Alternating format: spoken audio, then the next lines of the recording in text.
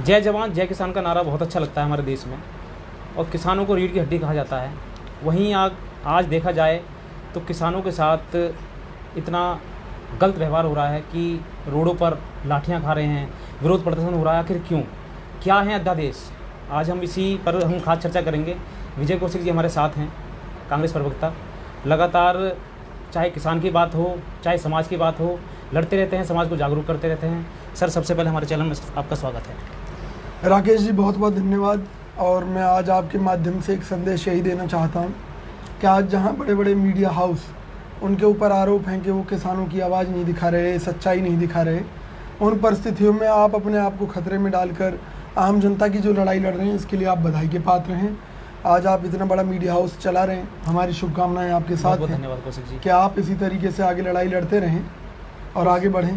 कौशिक जी बहुत बहुत धन्यवाद। कौशिक जी, लगातार हम देख रहे हैं सोशल मीडिया पर हो, चाहे सेक्टर 12 हो, चाहे पूरे हरियाणा की बात करें, किसानों के साथ गलत व्यवहार हो रहा है, विरोध प्रदर्शन कर रहे हैं। क्या अध्यादेश हैं वो? देखिए, होता ये है कि जब किसी को तकलीफ़ होती है, जिस हिस्से में होती है शरीर के, उसी हिस्से की बात की जाती है। सरकार ये जो बिल लाई है, तो जाहिर सी बात है कि भी इनको ऐसी चाशनी में डुबोकर पेश करने की सरकार ने कोशिश की है जिससे किसानों को भरमाया जा सके, इस देश के लोगों को बेवकूफ़ बनाया जा सके। लेकिन जो इसमें प्रमुख मुद्दे हैं, प्रमुख मुद्दे में एमएसपी का मुद्दा है। आप जानते हैं कि एक न्यूनतम समर्थन मूल्य होता है कि भी सरकार उसे घोषित करती है, उसके द्वारा खरीद होती है। तो इससे जो छोटे किसान हैं उनको बड़ी राहत मिलती है कि अगर मान लीजिए कोई आड़ती है, कोई उसके साथ बदमाशी कर रहा है, कोई डीलर है, कोई दुकानदार है जो कहता है कि नहीं जी मैं तो आपका गेहूँ 1000 रुपये में खरीदूँगा, तो वो कहेगा कि नहीं जी मेरा तो 1500 रुपये में सरकार खरीद रही है। तो उससे ये तय हो जाता है कि 1500 से नीचे तो कोई चीज़ बिकेगी नहीं। अगर मार्केट में किसान बेचेगा तो महंगा बेचेगा, चाहे किसी को 100 रुपये महंगा बिके, चाहे 200 रुपये। और ये जो न्यूनतम समर्थन मूल्य जो तय करती है सरकार, वो इस आधार पर तय करती है कि भी कृषि की लागत क्या है, खर्चे कितने हैं किसान के। पिछले कुछ वर्ष से किसान जो है बहुत उम्मीद इनसे लगाए बैठा था, क्योंकि इन्होंने बहुत झूठ बोला था चुनाव में, किसानों की आय दुगनी कर देंगे। तो किसानों का ये कहना था कि जी आपको इतने साल हो गए, हमारी आय दुगनी तो हुई नहीं, उल्टा खाद के रेट बढ़ गए, बीज के रेट बढ़ गए, डीजल के रेट बढ़ गए, जो वाहन थे, चाहे वो ट्रैक्टर हो, चाहे कृषि औजार हैं, उन पर आपने जीएसटी बढ़ा दी है और चीज़ें कर दी, तो महंगाई बढ़ी है ना। तो जी हमारी तो कमाई और घट गई। तो अब इनके दिमाग में एक यही योजना आई कि भाई ये ले देकर हमारी लूट से कृषि सेक्टर बचा हुआ था, इनको किस तरीके से बर्फ़ में लगाना है, उसके लिए बिल है जिसको ये ऐसी चाशनी में लपेट कर पेश कर रहे हैं कि जैसे किसानों के मसीहा हों। अरे भाई, इसमें अगर आप किसानों के मसीहा हो तो हम तो कहते हैं बहुत अच्छी बात है। आप इसमें प्रावधान क्यों नहीं करते इस बिल में कि कोई भी पूंजीपति, कोई भी काला बाजारी करने वाला, कोई भी व्यक्ति एमएसपी से कम में खरीदेगा नहीं, और प्रॉफिट के तौर पर इतने % जोड़कर इससे ज़्यादा बेचेगा नहीं। पर सरकार बताइए ना भाई, अब होना क्या है, आपने एमएसपी डिक्लेयर, आपने कह दिया भाई ठीक है, कल को मजबूर हो जाएंगे किसान, अपनी 10 रुपए की चीज़ वो 5 रुपए में बेचेंगे, और वो 5 रुपए में लेकर पूंजीपति उसको आप ही लोगों को ब्लैकमेल करके कहेगा जी है नहीं माल। सदियों से चल क्या रहा था भाई, कांग्रेस ये आवश्यक वस्तु अधिनियम कानून क्यों लेकर आई थी कि भाई आप जो ज़रूरत की चीज़ है उसकी कालाबाजारी ना कर सकें। अब तो छूट मिल गई, अब तो आपके पास सरसों का तेल होगा, आप कहोगे है नहीं जी, और 10 का माल आप 20 में बेचोगे। जीने के लिए खाना तो पड़ेगा, पीना तो पड़ेगा ना। तो किसान को क्या मिला? झुंझुना। गरीब और आम आदमी को क्या मिला? झुंझुना। पर कोशिश और सुनो, करोड़ों लोग बेरोजगार होने वाले हैं। कैसे? ये कह रहे हैं हम बिचौलियों को हटा रहे हैं। किस बिचौलियों को? अजी आड़ती बहुत जुल्म करता था, अजी फलाना व्यक्ति अपना कमीशन ले लेता था।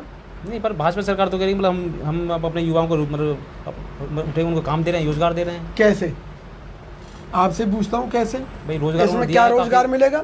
काफी उन्होंने मतलब रोजगार दिए हैं। और जो ये बिल, अरे मैं ये कह रहा हूँ, जब ये मेरी बात सुनिए, 6 साल पहले जब ये सत्ता में नहीं आए थे, ये कहते थे 2 करोड़ रोजगार हर साल देंगे। मैं आपको आंकड़े दिखा सकता हूँ, 2 करोड़ रोजगार छीनने का काम किया इस सरकार ने। कोरोना काल में करोड़ों लोग बेरोजगार हो गए, और बताऊं लोग कैसे कैसे बर्बाद हुए। अभी तो देखना ना कितने बेचारे गरीबों के घरों की नीलामी होने वाली है, कैसे नौकरियां छिन गई उनकी। और जो लोग 30,000 की जॉब करते थे, उनसे उनके फैक्ट्री मालिक ने ये कह दिया कि नहीं जी, आपको 15,000 में 20,000 में करनी है, तो बताओ मरता क्या ना करता। जो 50,000 में कर रहा था वो 30 में कर रहा है आज के समय में नौकरी।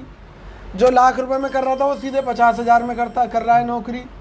तो लोगों की आमदनी घटी है, लोग बेरोजगार हुए हैं, लोगों की आर्थिक हालत ख़राब हुई है।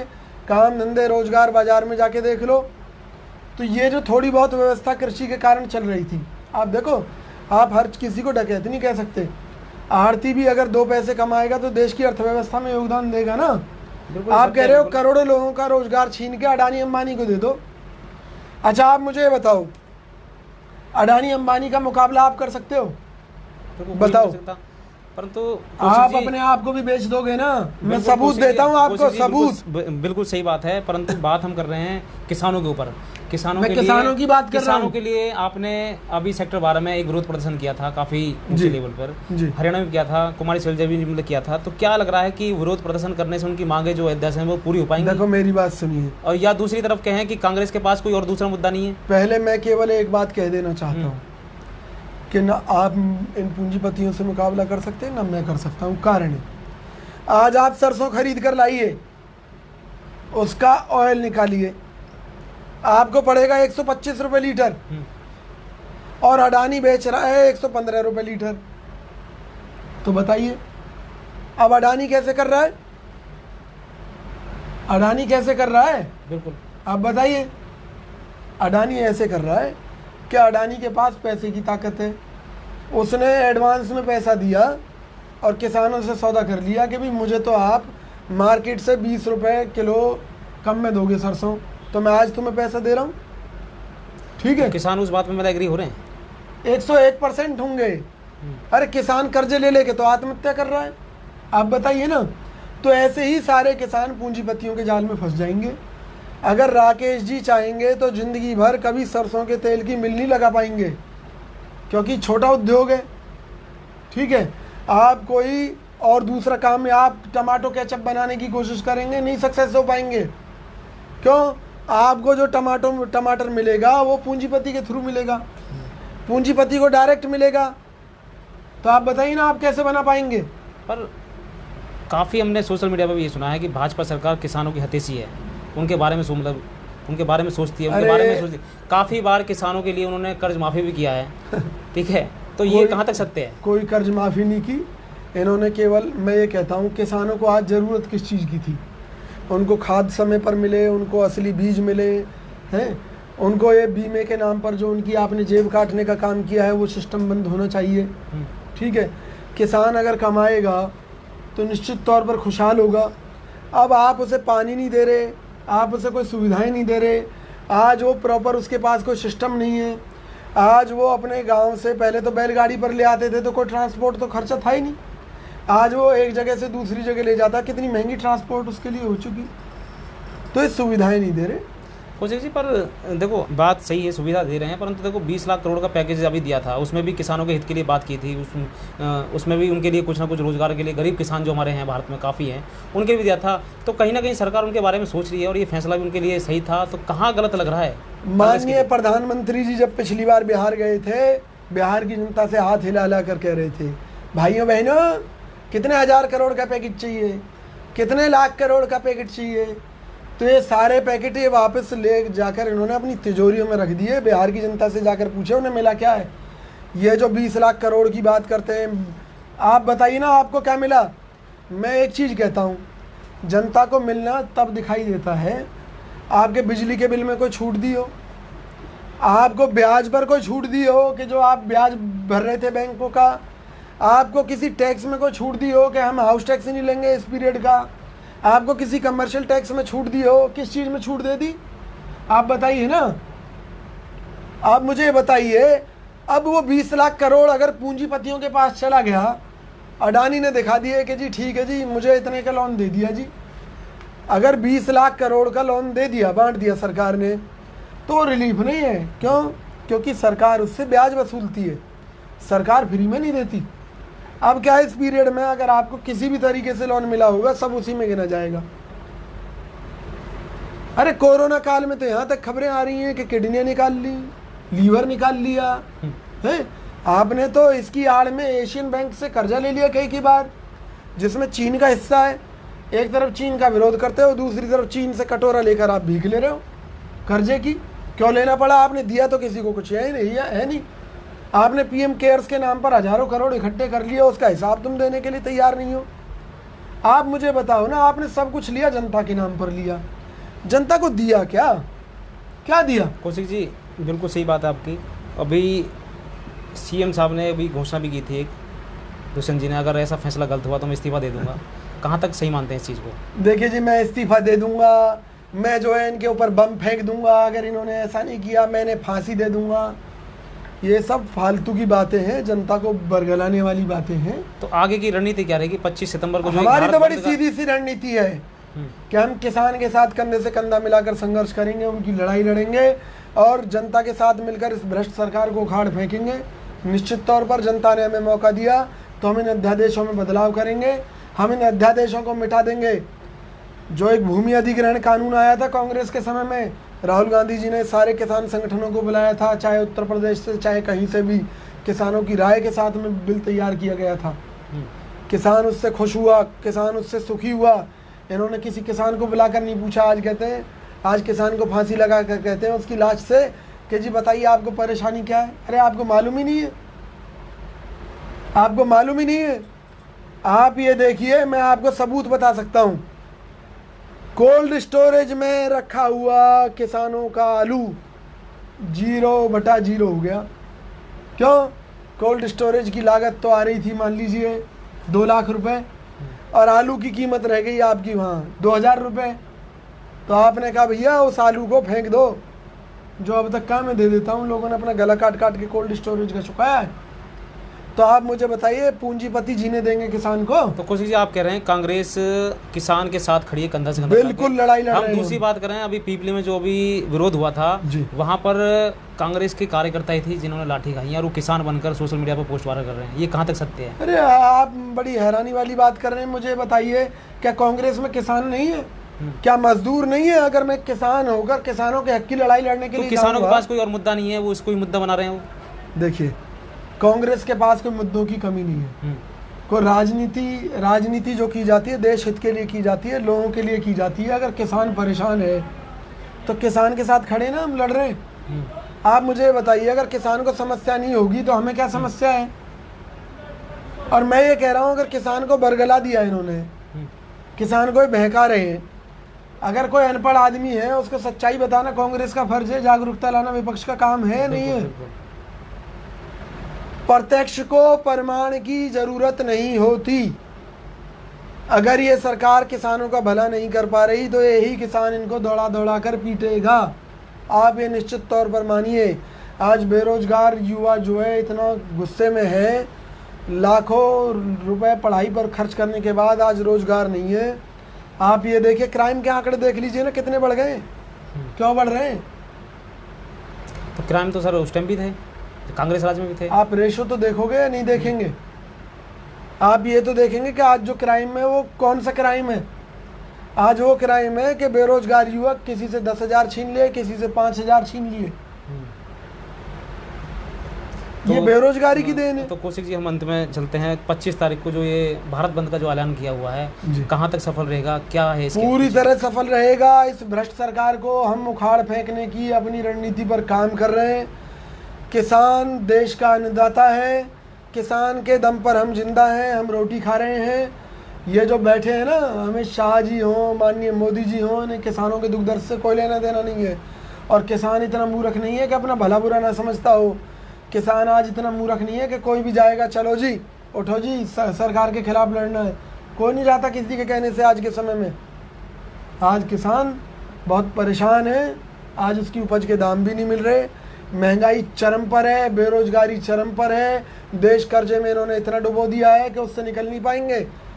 लोग आज 3 व्हीलर में नहीं चल पा रहे, बस में नहीं चल पा रहे, बुलेट ट्रेन में चलाने का सपना दिखाकर जो देश को लूट रहे हैं ना, कहाँ नहीं लूटा इन्होंने देश को। अरे देश में आज तक रिजर्व फंड जो होता है आरबीआई का, उससे किसी ने आज तक हाथ नहीं लगाया। आप उसमें से भी कई लाख करोड़ रुपए निकाल कर खा गए। आपने देश को बर्बाद किया है। आज विदेशी पूंजी निवेश आपने 100% कर दिया। आप कहते हो स्वदेशी की बात, स्वदेशी को बर्बाद करने का काम किया है, विदेशियों को बसाने का काम किया है। शेयर बाजार वो डूब रहा है। आज लोगों की कंडीशन है ही नहीं। आप देखिए ना कि हर मोर्चे पर तो तराही कर रहा है देश। आज आपने चीन सीमा विवाद में सीमा पर कौन सी तोपें लगाई हैं? बोफोर्स तोपें किसने खरीदी थी? कांग्रेस ने। जितने जहाज वहाँ आपने लगाए हैं सीमा की सुरक्षा के लिए, किसके टाइम में खरीदे गए थे? कांग्रेस के टाइम में। देश में जितने भी आज की डेट में मेडिकल कॉलेज हैं, हॉस्पिटल्स हैं, किसके टाइम में खुले? कांग्रेस के टाइम में। जितनी आईआईटी खुली कांग्रेस के राज में। जितना इंफ्रास्ट्रक्चर का विकास हुआ कांग्रेस के राज में।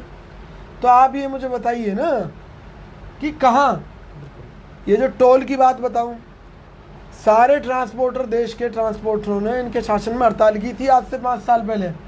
उन्होंने सरकार से हाथ जोड़कर कहा कि आप सारा टोल हमसे वसूल लो, लेकिन ये टोल ख़त्म कर दो। एक भी दिन ख़त्म नहीं किया इन्होंने। तो मुझे ये बताइए, नहीं तो लूट रहे हैं देश को, बेवकूफ़ बना रहे हैं। देश की जनता जब इनकी सच्चाई जानेगी उखाड़ फेंक देगी। किसानों के प्रति ये वार्तालाप जारी रहेगी। किसानों के प्रति, युवाओं के प्रति कोई खास संदेश देशवासियों के लिए? मैं देश के किसानों से केवल एक बात यही कहना चाहता हूँ, भूमिगत जल खत्म होता जा रहा है। भूमिगत जल प्रदूषित होता जा रहा है। आपकी ज़मीनें बंजर होती जा रही हैं। जिस हिसाब से आप रासायनिक खाद इस्तेमाल कर रहे हैं उसके अंदर, आप झांसे में किसी में मत आना। खेती रहेगी तो आप जिंदा रहेंगे, खेती मर गई आप मर जाओगे, देश मर जाएगा। इस देश को मरने से बचा लो। मैं हाथ जोड़कर निवेदन करता हूँ, सरकार के इन गलत फैसलों का विरोध करो, जिससे करोड़ों लोग बेरोजगार होंगे। चाहे वो एक सब्जी पर रेहड़ी बेचने वाला आदमी है, कोई मुकाबला नहीं कर पाएगा बड़े बड़े पूंजीपतियों का, ना कोई कर पाया आज तक। क्यों? वो पब्लिक का जूता, पब्लिक का सिर, वो तो पब्लिक के पैसे से खेलेंगे। बैंकों का पैसा उनके पास। डूब गए तो कौन डूबा? हम पब्लिक। और फायदे में है तो कौन है? अडानी है जी, अंबानी है। इस खेल को समझो मेरे देशवासियों, मेरे बेरोजगार भाइयों, समझो समझो समझो समझो। इस देश को ये गरीब मजदूरों का देश बना देंगे। वो अंग्रेज तो यहाँ के केवल संसाधनों को ले जाके अपने देश में बेचते थे, यहाँ पर पक्का माल बनाकर। अब सब कुछ हम ही करेंगे, जूता भी हम ही खाएंगे, सब कुछ हम मजदूर बनकर रह जाएंगे। हम लोग केवल इनके टुकड़ों पर, जैसे कुत्ते को टुकड़ा डाला जाता है ना, उस तरह से जीवन जीना पड़ सकता है अगर हमने गलत बातों का विरोध नहीं किया। अरे बीजेपी हो चाहे कांग्रेस हो, विरोध करो ना गलत बात का, करो। मैं दावे के साथ कहता हूँ 7.5% ग्रोथ थी जीडीपी की कांग्रेस शासन में, आज 1.5% है यहाँ इनके राज्य में। तो कौन देश के हित में? कांग्रेस था, ये थी, बीजेपी है। तो सच्चाइयों को समझो, जुमलेबाजी में कुछ नहीं रखा है। हिंदू मुसलमान सब यहीं रखे रह जाएंगे। अगर सबके हाथ में कटोरा होगा ना, ना हिंदू जिएगा ना मुसलमान जिएगा। अगर सब बेरोजगार होंगे तो क्राइम ही बढ़ेगा। तो भाइयों, राम मंदिर के आगे भीख मांगने से अच्छा है कि रोजगार हो। वो तब होगा जब आप अपने हितों की रक्षा कर पाएंगे। आने वाली पीढ़ियों के लिए लड़ो, अपने लिए लड़ो। किसी पार्टी के लिए ना लड़ना हो मत लड़ो, देश के लिए लड़ो। कांग्रेस आपके साथ कंधे से कंधा मिलाकर खड़ी है। बहुत बहुत धन्यवाद कौशिक जी। बहुत बहुत धन्यवाद राकेश जी। किसान हमारे देश की रीढ़ की हड्डी है। और वहीं हम दूसरी बात करें युवाओं का रोजगार, तो आज पूरे देश में युवा साथी, युवा महिलाएं बेरोजगार की एक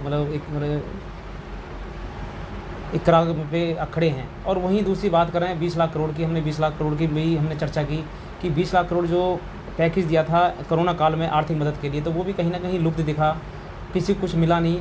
और 25 तारीख को एक किसानों का एक बहुत बड़ा आंदोलन है अपनी मांगों के लिए। किसान का बेटा और किसान का बेटा फौज में लड़ रहा है, किसान हमारे यहाँ देश में लड़ रहा है, और दोनों ही अपनी मांग के लिए हैं। आखिर कौन है इसके जिम्मेदार? क्या वजह है जो इनकी मांगें पूरी नहीं हो रही? एक रोटी के लिए, एक ज़मीन के लिए, एक टुकड़े के लिए जो देश के लिए लड़ रहा है। ऐसी खास खबरों के साथ हमारे साथ देखते रहिए A to Z news update, आपकी आवाज़। बहुत बहुत